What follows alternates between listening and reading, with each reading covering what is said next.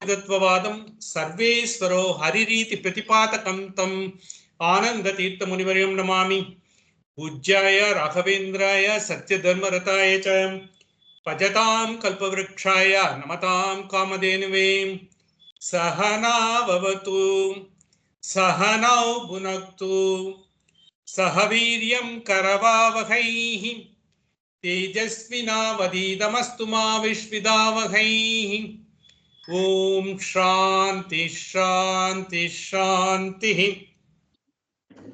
Friends, I think as we embarked upon in the first Dhyaya, when we have seen, because we have seen, just to give a brief, what we have seen and what we are going to see, we should, so that, we will be able to more aware, the process, how we are going to do. It's not that, because we would have seen the Upanishad. The Upanishad has brought us into the concepts. But this Upanishad has brought the concepts through a 7-year-old boy. Maybe, because he may be 7 to say 8. That's all. This young boy. He has gone into the journey of the highest purpose in the life, because that's how, he gets into the discussion with Yamaloka when he has been asked, because he get to meet Yama. To get to meet Yama, because he's very important in the sense, because what happens, Yama means, in the normal parlance, it is always denotes death. The death is being more feared by the human beings, because they think, because whatever you are, whatever you are having the awareness, whatever you are seeing the world, whatever your experience, everything will come to an end. It will come to an end, but we don't know, because that we are going to be, because there is no end to us, because we have got as a soul, we have got to be eternal. We are going to be eternal. We are going to be here, because whether in the form of the body or not, and we are going to be there and all.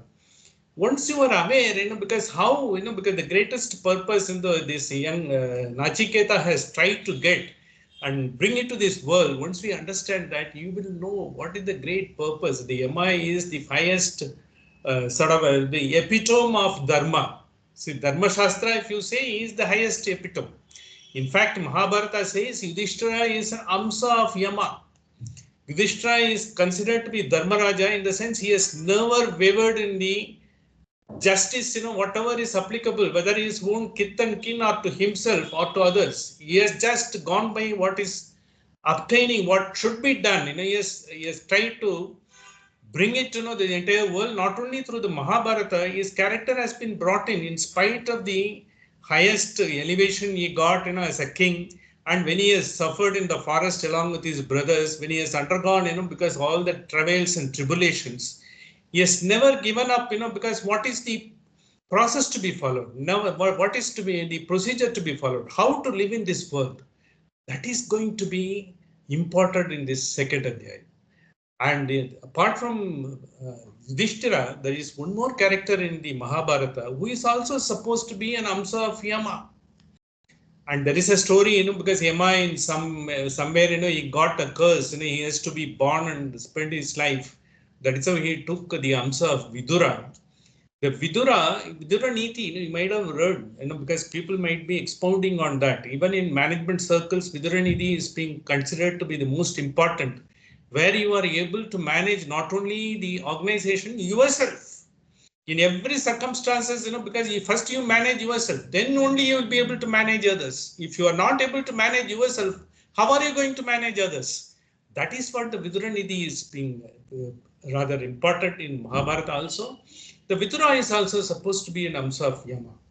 Finally, in fact, Bhagavatam says when the Vidura leaves his body, his Amsa gets in unison with the Yudhishthira's Amsa. Because in the sense he doesn't, because he might have left the body, but as the character and the entire the substance, of his soul, he is getting into the substance of the soul of the Yudhishthira. This is what, our scriptures have brought in. That gives the greatest importance to how we have to conduct in our life, how we have to live our life, and we will have to live happily. Because Yudhishthira, you might have seen, he has undergone so much travails and tribulations. He has not complained even once why it is happening to me, why I am suffering.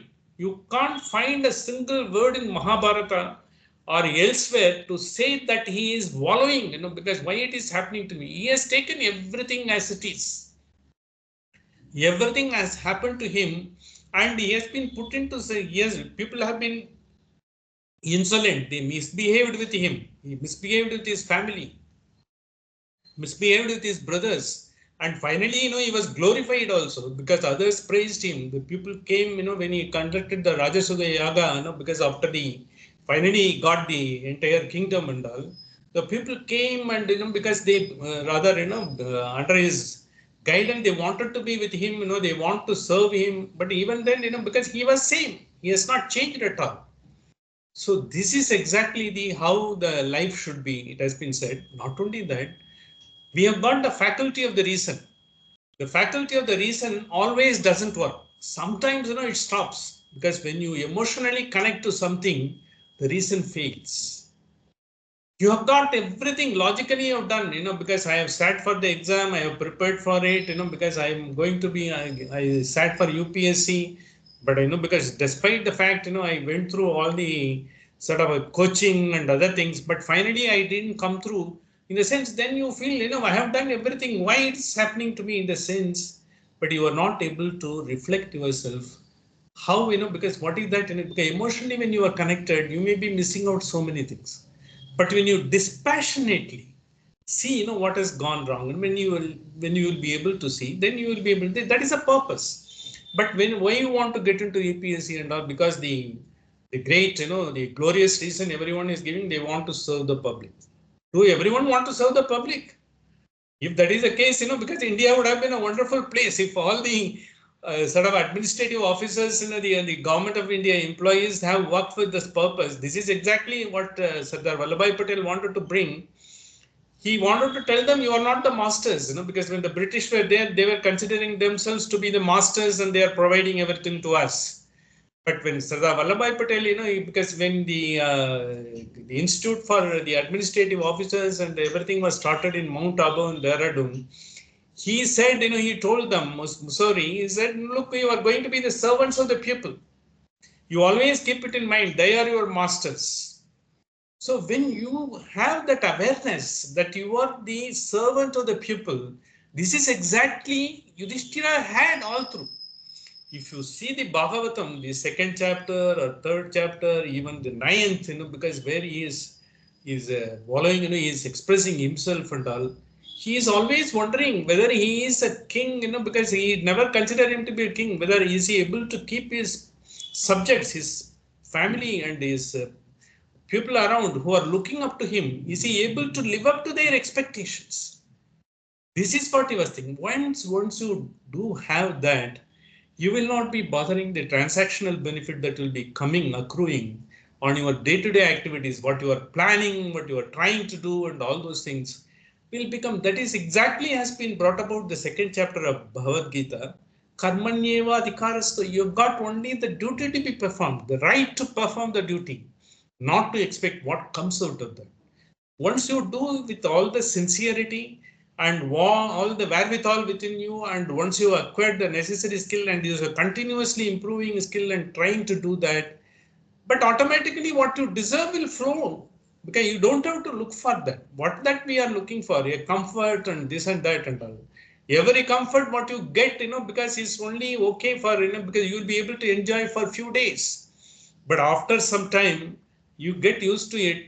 I think the brothers are, you look up to others are having still better comfort. That's what you think. And you look for that. That's what it happened. This is a story, because I want to share it with you. How the prosperity alone, will not make the human beings happy.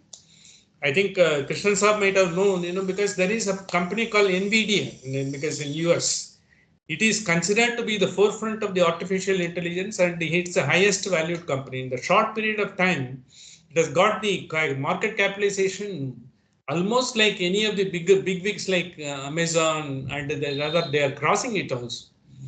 But there they say the employees are well paid and they're all having all Mercedes Benz, Lamborghini, and they're buying the house. And in fact, they are not taking loan, they're paying, because 60-70% of the, because the money they pay and buy it out, they are able to get access to the every luxury in the world. But they don't have the time to enjoy. They don't have the time to be with their family. What is the purpose? Well, you will go on doing, because like that, because our life is like that. NVIDIA is demonstrated at the level where people have been rather persuaded to perform so that they will look for all the benefits and they look for all the stock option, how they value it. You may be valued about 50 million, 100 million and all. But if you are not able to take, your food, with a leisure and, because and whatever, but you are not able to offer your services to your fellow citizen, your fellow beings or your family members, or when you are not able to because discuss and enjoy a few moments of life that has come about, or when you are not able to do any voluntary service which you are hoping to, which you have got personal interest in so many things which you are not able to pursue, because all of us have felt we had so many interests but during our working life we couldn't do it. The same Upanishad we could have done at that point of time. We were running around here and there looking for something, because not knowing that we are ignorant. Now, once you know, had we got this knowledge at that time, we would have been more purposive, we would have been more elevated. The delight would have been much more stronger because the delight would have continued. Because now it's all momentary delight. You look for, the moment it goes off, you look for the next delight. So likewise, you go on chasing the world, but instead of world chasing you, but once you follow the second chapter, Karmanyeva Adhikarasto, rest of the things in the world will chase you. It will come to you. It will come flow to you. But we don't see that, because there is a very good proverb, because in Hindi, because it's all being written on the back of, every vehicle, every lorry or every transportation vehicle, they say, समय से पहले भाग्य से ज्यादा कभी नहीं मिलता है. Because whatever you try to do, you dance, you try, you find out, you use influence and all, but whatever you have to get, you will get even if you don't want. But what you want, because whatever has to come to you will automatically come. But if you are chasing after that, because that is only a continuous journey of, because looking at expectations and not meeting disappointment, expectation, disappointment, it should not be the life. So this is what, because a lot of things, we have seen in the first chapter, because he has gone through and he has not been, enamored of all the facilities, which Yama was willing to offer, all the benefits, all the world, all the pleasures, all the wealth it has been offered. He didn't look for that wealth at all. The wealth, because the concept of wealth also I will discuss, because concept of wealth, concept of beauty and all, what is being talked about, because I will really come to that, because it is being taught in some of the Western universities now. No longer, because wealth is not something, you have so many millions and other things, because wealth is much more than that. And the concept is being defined now. They are all based on the scriptural knowledge, the Vedic wisdom of the Indian knowledge only. They are not something new. For us, it's all already known. For them, they are trying to discover that. So this is exactly what we have been, looking into the first three chapters. Second chapter, he gave, because look, whenever you are getting into, always you are being bombarded with the two options. The two options we said, Shreyas and Prayas. What is the Shreyas and Prayas? In terms of normal common man language, it is action and reaction. Everything, every day, whatever happens, every moment, whatever happens, that will continue to happen. You will not be able to stop, but how you are reacting, you will be able to have a control. If you are reacting, without any control, if you are angry, if you are angry at everything, and if you are giving up yourself and all, you will not be able to do. But once you know, because it reduces your reaction and you are able to do, that is the dispassion develops. You will not be find anything to be more enjoyable, liking and all. If something happens which is not our comfort and all, you will not be immediately being getting into the distress. You will be trying to sit up prajna, what they call it. It is the ultimate concept, because it's not possible for all of us, but we can work towards that. How to work towards that has been brought in this second chapter. We will straight away get into the second chapter. And this I have already sent the second chapter also to you, because you can refer to that. It is in the page 85 of that one. In the first segment is the second adhyaya. 2.1 would have been written. The second adhyaya, the first chapter, the first mantra, we are going to look into that. So when we look into, because basically for this, before this mantra is being recited, and all the masters have given their views. Shankaracharya says, look, because once you have got all the tools and all, you had the subtle knowledge and you have got the subtle mind and you have got the sharp intellect beyond, because what you are normally able to do, everything, you will be able to get it. This is what he says. It's so simple. That means, subtle knowledge, subtle mind, and the sharp intellect with the subtlest stuff, because you are able to see, because without dispassion only you will be able to. Once you do that, your life will be wonderful. You will be able to get the ultimate knowledge, he says. It looks so simple. But if you make an attempt, hardly few have succeeded in that. Because he has given that, he is the goal. He has set the goalpost. And here also the other acharyas have also given the interpretation. They are telling, look, when you are there, when you are thinking everything, you are doing and you are enjoying and you are suffering and all, it's not you are suffering. Someone else, is getting it done by you. Someone else is giving you the wherewithal. Someone else is giving you all the skill set. Someone else is only, that is where, because we say it is Atma and Antaratma. There is a conceptually, philosophically, there are a variety of interpretation. We will not go into that, but all of them give a different, because pass to understand what is finally we will have to imbibe from the Upanishad. This is what we are going to see. And the first mantra you can see in your page 85. I will be reciting the mantra and we will straight away get into the mantra. Paranchikyani Vetrinath Swayambhuhu. Paranchi in the sense of all of our senses, all our sort of living in this world is more towards, because towards what is the world is offering, what is, because I'm having a house, I want to get into a better house, and something is happening in the world, and I understand, because the children, have to go abroad, they are still in the college. I will have to make way for them so that, they are able to get it. Or, because so many other things, that accumulates in our life. And always we think, because we play we play God to ourselves. Because when we children are there, I think it is your job to think like a father, because as a father, it's my duty to do. And when your parents are there, as a son, I have to do this. But then, when your family comes, because as a husband, I will have to do that. But all these things will get into conflict. Because as a husband, when you want to do, because as a son to your parents, what you are going to do, they will always be, because satisfying to everyone, not to yourself. You will try to see what is the exigency of the circumstances, you will be doing it.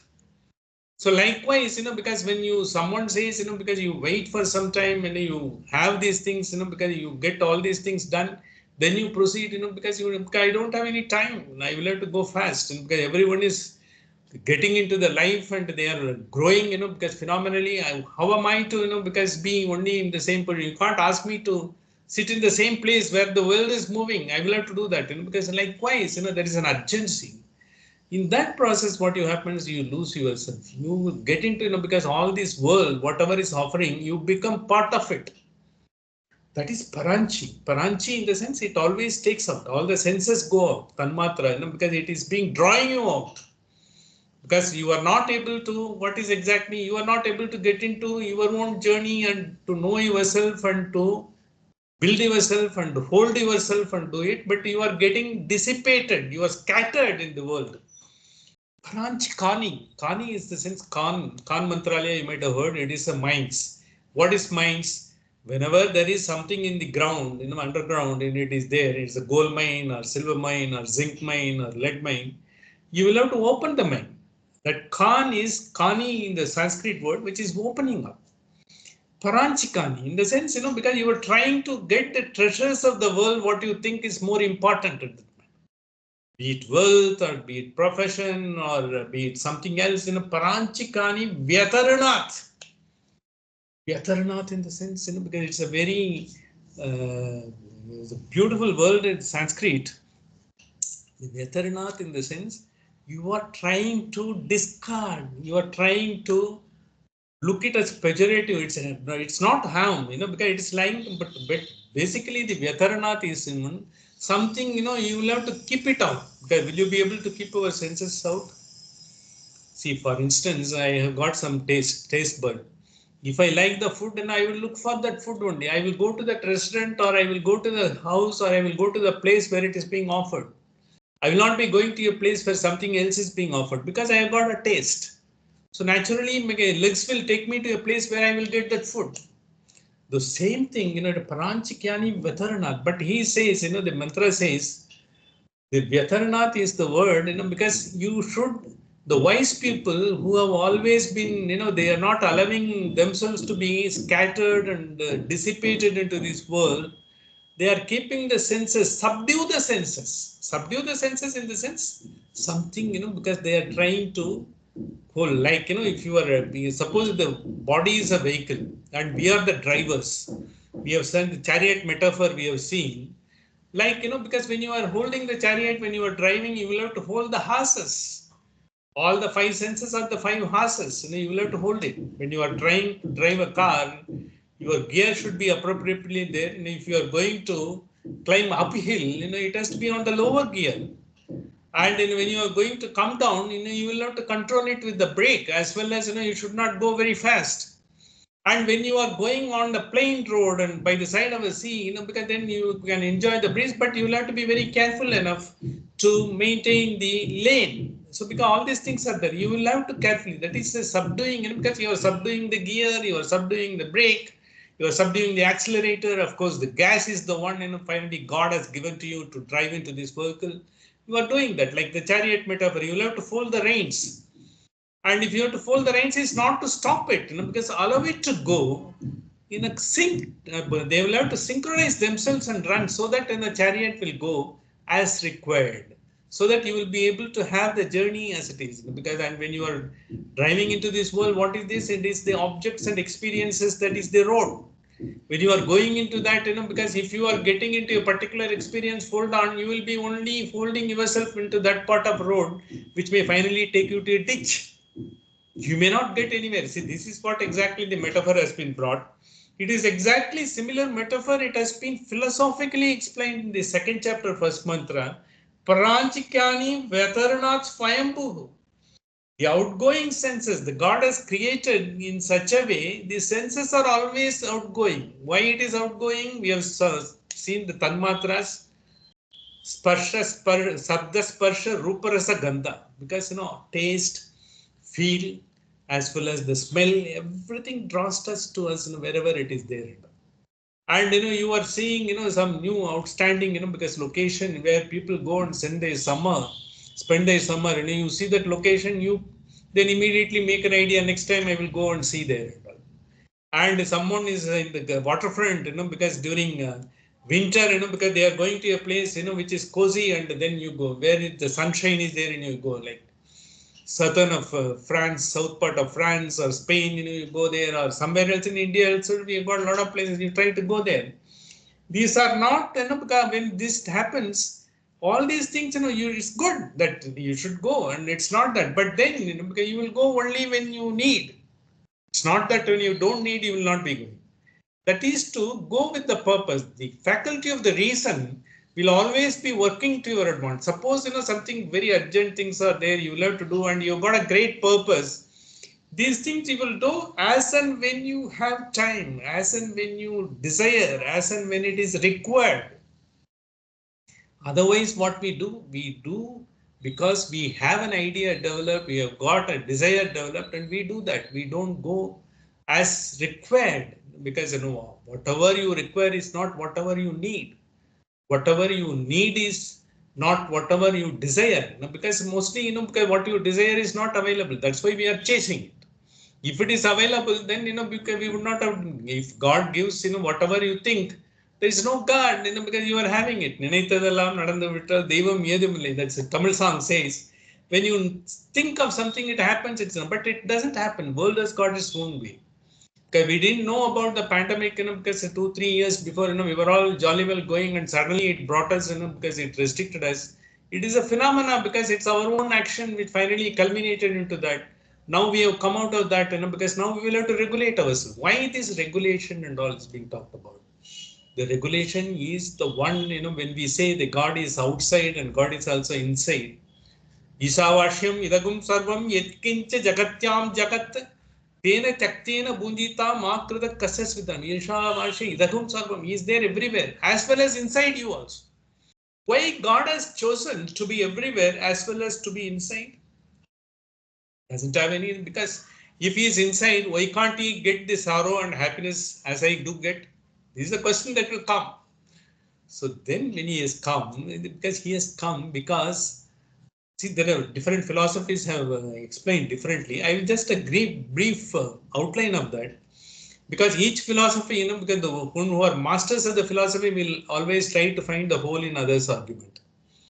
The purpose is the etymological interpretation and the philosophical port, because it's the construct. Philosophical construct is being done by all these great masters to bring about the points that has been brought about by Vedas and Upanishad at different point of time, at the different type of society that has been there at that point of time, to bring it so that people are able to get and they are guided by that, so that they can have a wonderful life for themselves.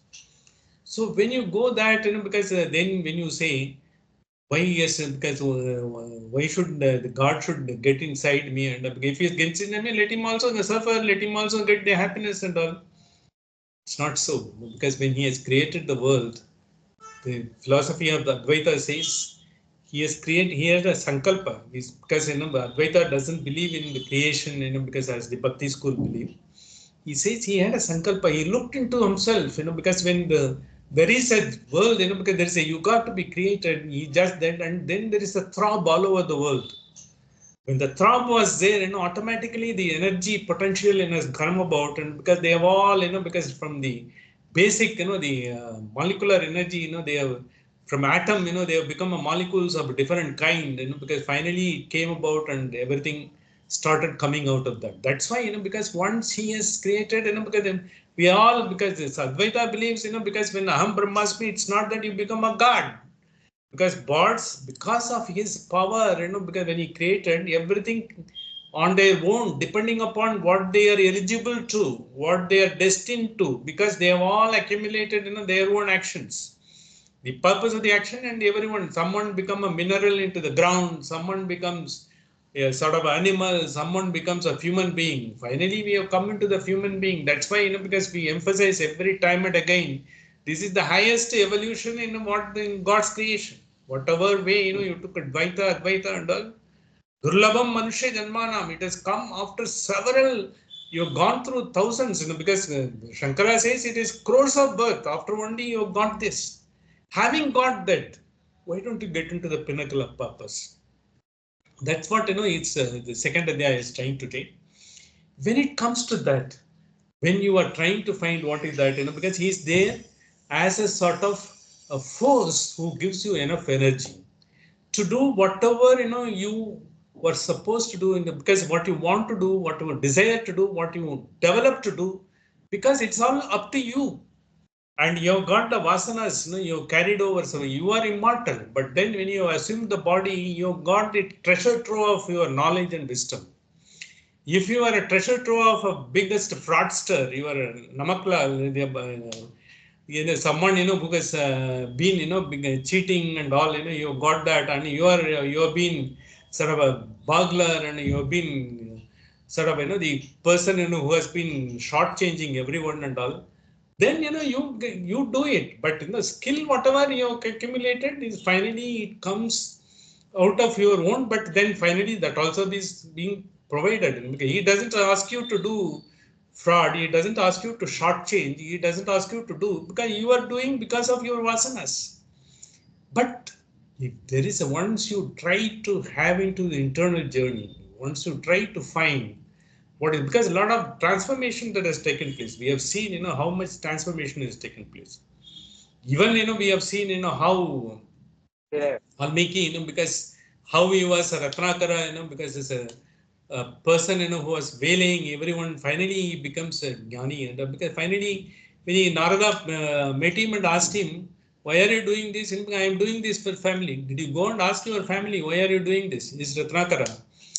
His family said that we don't want to do. We want, you are making us a good living and we are with, because suppose if you do all other things and if you say I am doing it for the family, if you go and ask the family I am doing this, and they will ask you who the hell asked you to do, and you are doing on your own, you can't go throw the blame on us. We will not be able to take it. It is your funeral. You better take it. That's what they will say.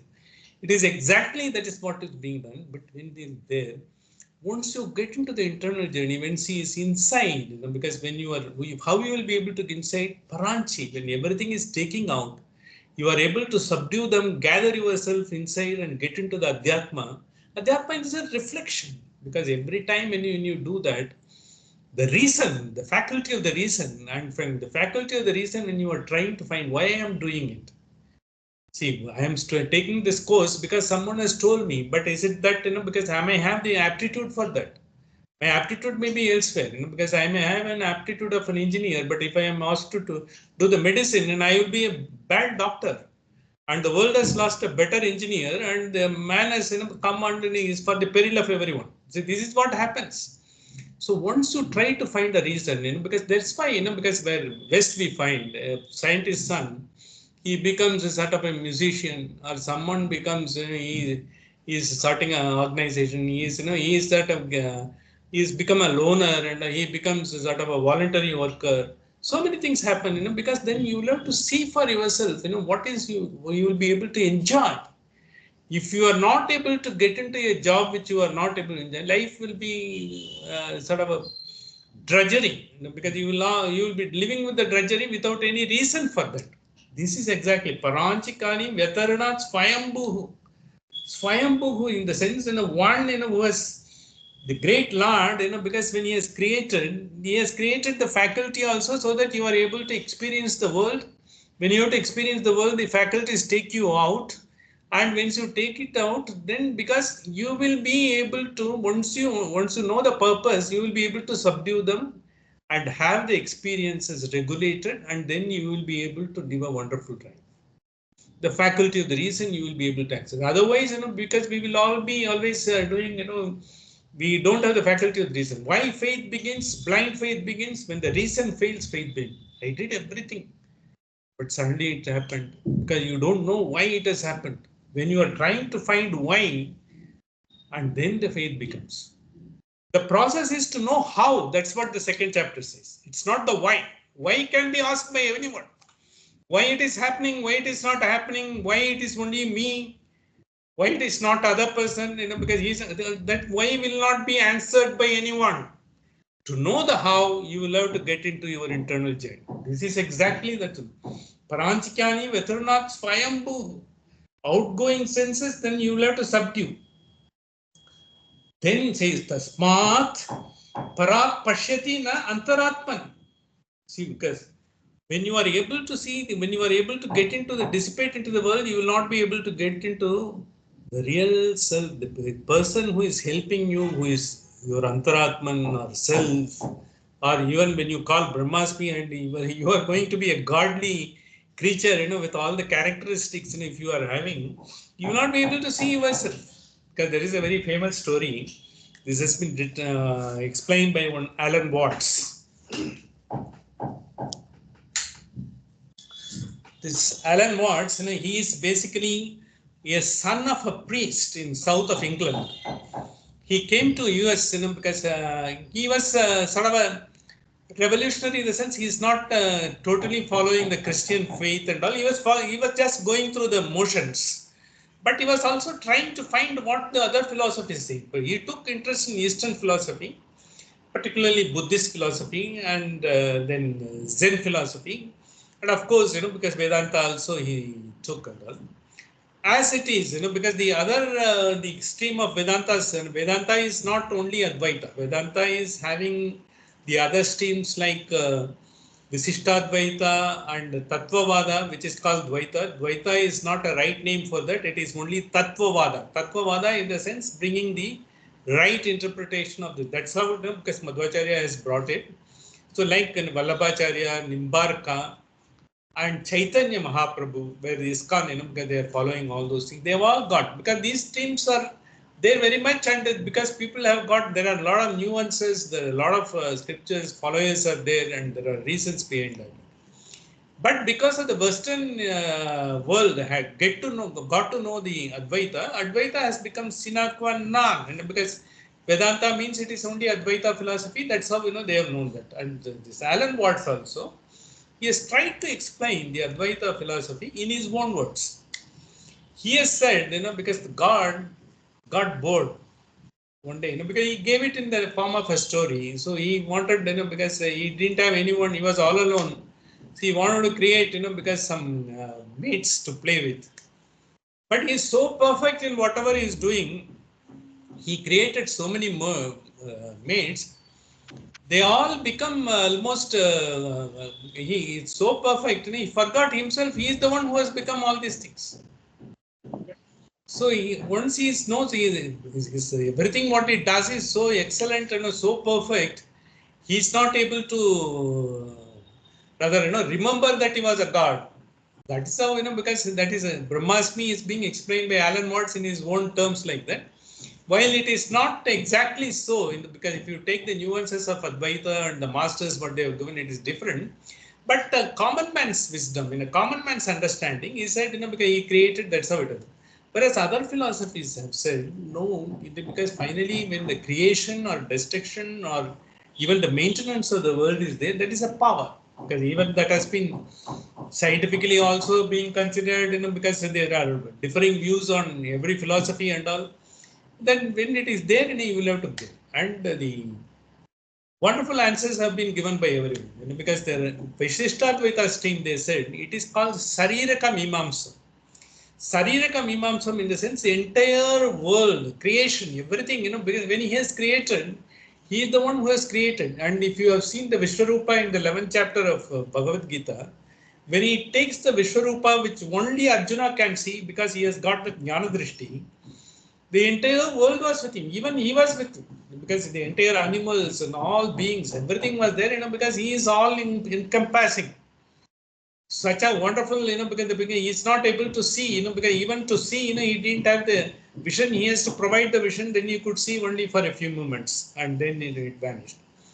So when it is the Saririkam Mimamsam in the sense, we are all part of this entire, the God, because though we are created, we are different from him, but we have been created to serve in the sense to whom? His own creation, serve the society, as well as serve him, because whatever the purpose he has created.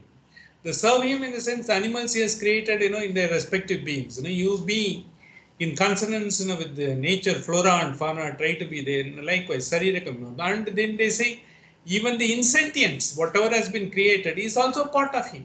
That is Vishtadvaita. When he said insentience, sentience and all, there is no difference. Your job is once you have come, serve. Whatever way you can serve, and he is the master, he is the Swami, and you are the servant. And Dvaita came, because when he explained, look, because he is making you to propel yourself based on, your treasure trove of knowledge and the treasure trove of attitudes we have gathered. And when he has gathered, because he provides you with everything and he is with there, and he says, because Dvaita says, you will have to listen to his words everywhere, wherever you see. Even the parent, when the parrot is chirping or the birds are chirping or the lizard is creating a sound, you take it as it is telling, it's what a wonderful world the God has created. Even the lizard is able to tell, because we're able to praise the God, for his creation. As a human being, what are you? You learn it from the lizard, you learn it from the parrots, you learn it from other animals, because they're always singing the glory. And he's there inside you. Why you are able to, why he wants to regulate you and all. He gives a wonderful, he gives his own sanguine explanation. It is in his own way. He says, supposing, because we consider, because if you see, a lot of scriptures and discussion, the samsara is, once you have come to the samsara, you are being confined. That's what we say, samsara sagara, we say, I will have to get through this ocean of samsara. He says, as like, when you are getting into sort of it is a jail. We say, we have been confined to the jail. We will have to come out of that. Liberation is when you come out. Madhvacharya says he is like a jailer. He is here to reform you. So if you are a hardcore criminal, if you reform yourself, it's for your good. But he is there help you to reform. Tava samipye vartate. So that's what he says.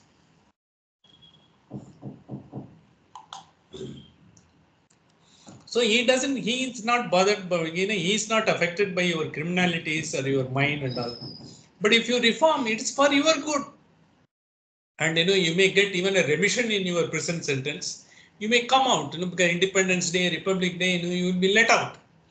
So you get the liberation. Liberation is that, depending upon how you are able to reform, how you are first, because each one of us have capacity. According to one's capacity, according to one's skill, and according to one's attitude, one will be able to get the liberation. This is what is it. So these are all the interpretation they have brought about. What is the purpose? Finally, when you come into this world, you are only reacting to everything that the world is offering, and you are seeing it is be all and end of the end all of the world. But you yourself is a glorified creature. You have got eternity. You are going to be there. Not only now, you are going to live for time immemorial. And you are finally, when the liberation is there, you are not going to have this cycle of birth and death. In the sense, because you will be getting into the ultimate liberation, because you will be out of the jail. You would have been removed. You got a remission of the entire prison sentence. That's what the liberation is. You got out of that, and because then the free, when the free are there, you are entire. He is there everywhere. He is outside also. He is inside also. He is guiding you, depending upon everyone's ability to reform. The reformation, because what is happening, this second chapter is telling how to reform ourselves from the senses which you taking out, as we have seen the chariot metaphor and everything else, because when the world is opening up the treasure trove, for immediate indulgence, how you will be able to come out that, because that is much more the wealth. See, I will be talking about on Western University. What it talks about wealth, the concept of wealth, and I will try to tell in detail the concept of beauty. You think of beauty is joy forever, because that's what we have seen about the great masters of. But what you see in the world is beauty for only some time, ephemeral, transient. It goes off. When you are in the courtship, before you get married, you will be enamored of, your wife is the most beautiful, then the lady is more beautiful. After you get married, and over a period of time, because your concept of beauty changes, because then you try to see, the personality, the quality, the how person behaves. You are able to see the real thing as a person whole. That's why I used to quote Immanuel Kant when he says, don't consider the other beings as the means. They are end in themselves, because you are trying to use the other person to your advantage. That is means. No other human being, everyone is entitled to their own worth in this world. So you will have to consider everyone to be in end, in the sense you will be giving the same importance as you are giving yourself to other fellow beings, other fellow animals, other fellow creatures in this world. This is what, because has been talked about, and this is going to be enshrined in this particular second chapter. And we have got, because we have got the first part of the first mantra only. Paranchikani Vyataranat Swayambhu, because in the sense, you subdued it. Vyataranat in a pure meaning in the root, if you take it, discard, because it's not, to pejorative terms, it is being used subdued. You will have to have a mastery over that. Supposing you may be having a great knowledge, but when you are able to impart to others, you will have to understand the mindset of the people whom you are talking to. What is it? Because if you are talking to teach, the people who are teenagers, you will have to understand their mindset, and then you will have to impart appropriately.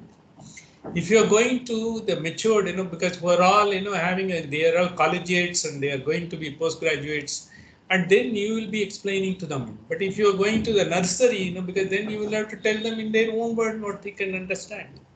So that is why when you are able to, because then you are subduing your senses, your knowledge, you may have vast knowledge, you want to tell everything. but you will tell appropriately so that it goes through. Not only that, you are also getting into the satisfaction of explaining to others benefit, and you, because your job is because vidya paramo dharma, because like ahimsa paramo dharma, vidya is a sort of a duty of everyone to impart whatever we know. In fact, in Isavasya Upanishad, it is said if you are not able to correct someone and impart the right knowledge, it is the greatest mistake, because it is the greatest sin you committed. That's what it says in Isavasya Upanishad. 11th mantra, it says like that. It is like that, because it's not that you will be loner in this world, because to everyone is dependent, interdependency. Freedom, independence is not independence and free for everyone and all.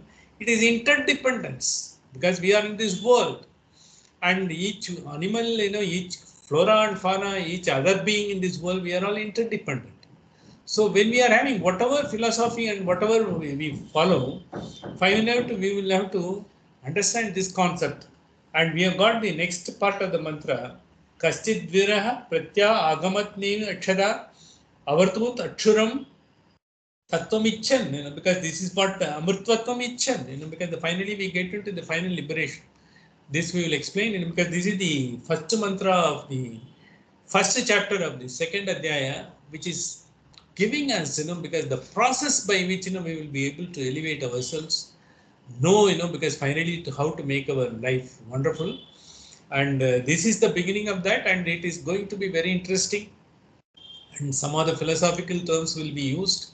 The philosophy is not something to be concerned about, and because it is something, because I saw a course in Western University.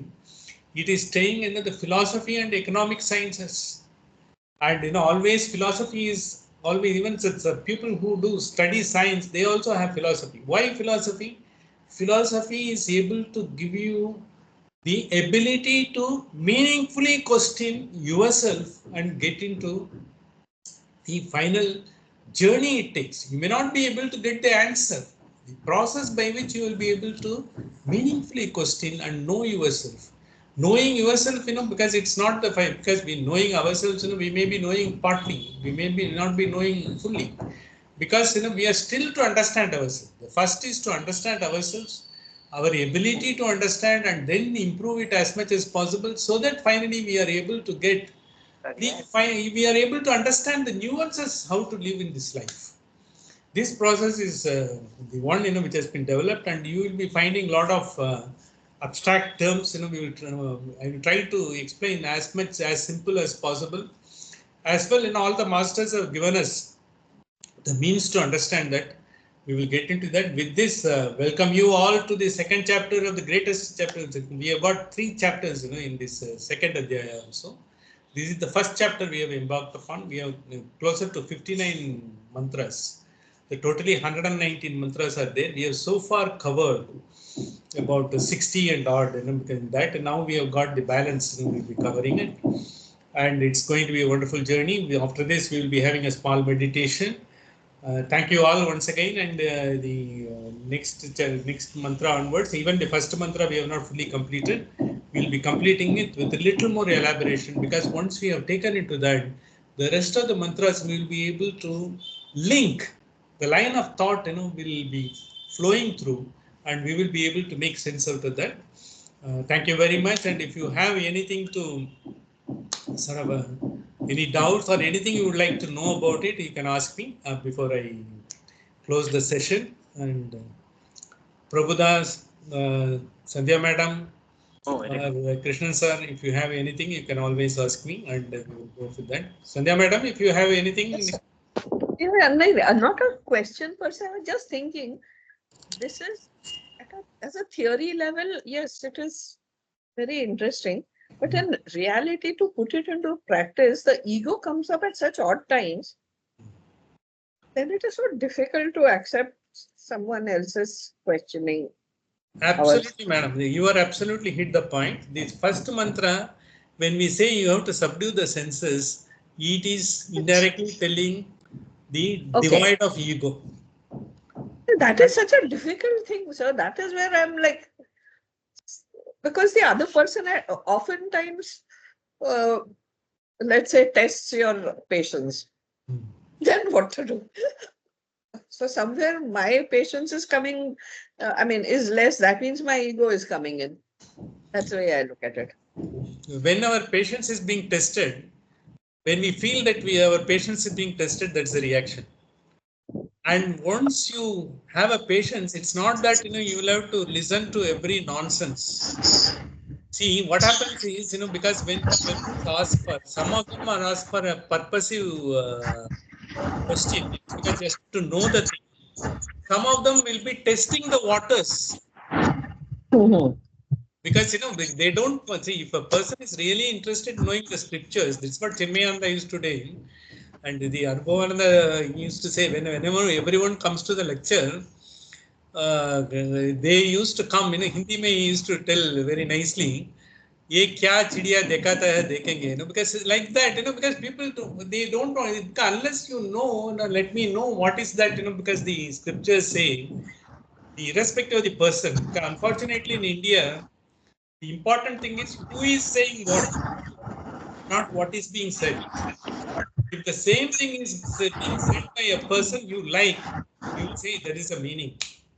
If a person, whom you don't like, because who is, maybe, you always think, he is doing something and he is, even if he says the same thing, you will find it, because that's why we get into the scripture is, scriptures tell what has been realized and other things. So even someone questions, well, scriptures may say, I don't agree. Someone says like that.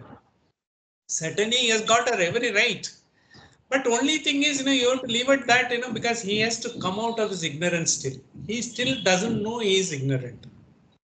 Because we ourselves are not fully, removed of the ignorance. We are ignorant. Okay. Slowly, we are in the process of removing it. It's not that we have become all knowing, by reciting few Upanishads and all. We are in the process. It is a work in progress. And in fact, in the Saiva Siddhantam, one you might have heard, because it's a Kashmir, originated in Kashmir, and it has taken a new turn, in South, because Saiva Siddhantam, they are telling it's more or less like a closer to, because all the philosophies, particularly to Bhakti school of thought, though they are trying to profess the Advaita philosophy also, what they say, the first thing you have to remove is, they say, the ego is a kashmalam. Kashmalam in the sense it is like a drainage. Ego is the drainage which prevents you from being what you are. In the sense, because then ego is the first removal of the ego is emphasized more in Saiva Siddhantam. In fact, they have understood the common man, will be always being confined by the ego. Be it, in his own family circles or outside and all. So therefore, he will not be able to see the reality, the real thing, because the what is, the subterranean, what is holding the entire thing, you will not be able to see. So as I Yeah. was telling, when we see a car, because a Mercedes Benz, we see, what a brand it is and other things. But if you are able to see, because without any dispassionately, after all, finally it is made of the steel and lithium, and it has got all the base metals, that's gone about, and the copper, and it's a combination of everything. Finally, a human mind has perfected and brought it. We have to appreciate that. But then if you really see, I am going to be without Benz, or BMW, I will be able to live, in the sense that is, because that you have mistaken. You have not seen the reality behind that.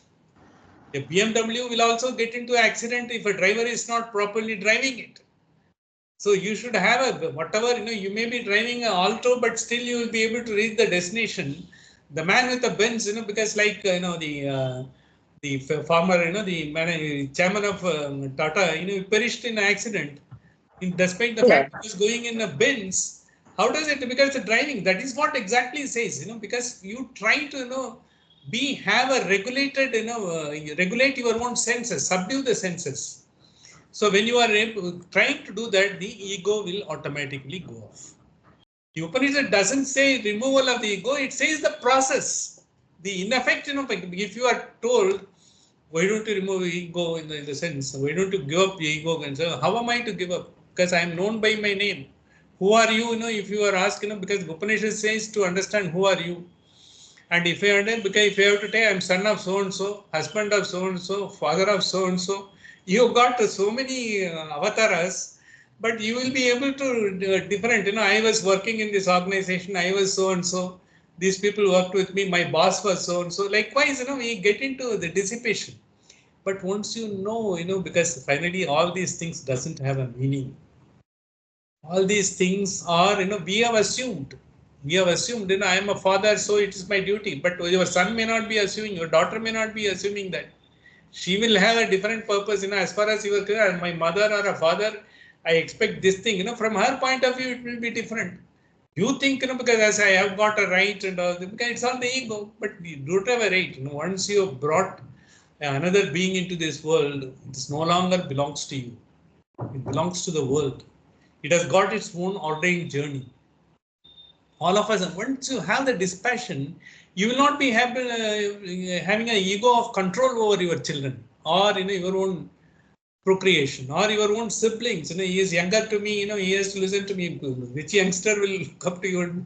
He has got his own way of doing and he has got his own family and other things. While you do that, once you are only a sort of, the process, in the process of being in this world, you will give up the ego because nothing will be amenable to your wishes and wants. Because everything will have its own, because even the cockroach, you may be destroying with the fleet at all. After some period, it comes. It doesn't go off. It has got its own way of coming into this world, and also basically you will have to live with them. If you know how to live with them, if you want to live at the cost of them, you will not be able to. That is exactly Immanuel Kant has said. Consider every being as an end, not as a means. So once you understand that, you will be able to, because as I have got every right to live and enjoy the world, the other person has also got. So I don't have any control over him, nor I will be subjecting myself to any control because I have, that is a liberation. Once you have that, that ego goes off and you will not be taken in by the great. You take the case of Nelson Mandela. He was incarcerated for 25 years. After that, it is birthright, because he is considered to be so good, and because of him only the apartheid was removed and the nation got the independence. The moment, because he took over and once he brought everything into a place, he just got off from the saddle. He didn't cling on to that because it is my Hmm. after all, he could have, after all, no, who could have questioned the world? The entire world would have stood with him. But then he didn't do it. But on the other hand, he created people have to live. He brought truth and reconciliation. He followed a commission. People should understand what is the truth and reconciliation because people have to give up the ego. The people who are survived, they will have to see, because we are all being kept out, because they will have to give up that. And even white man who has mastered, he has to give up. Look, all of us are equal citizens. The Truth and Reconciliation Commission was one of the finest institutions ever he created. Of course, the nation is taking its own stand, because course people are, for different kind and all. But he didn't do it. He created what he wanted to. He was there to guide, and then he left because he has given up. Because he has got nothing. It's I have got the good journey I have done, and he was kind to everyone, even his adversaries when they wanted to punish him. He was okay. But finally, they wanted to honor him with so many things. He was just, because balance-minded. He was in a fine balance.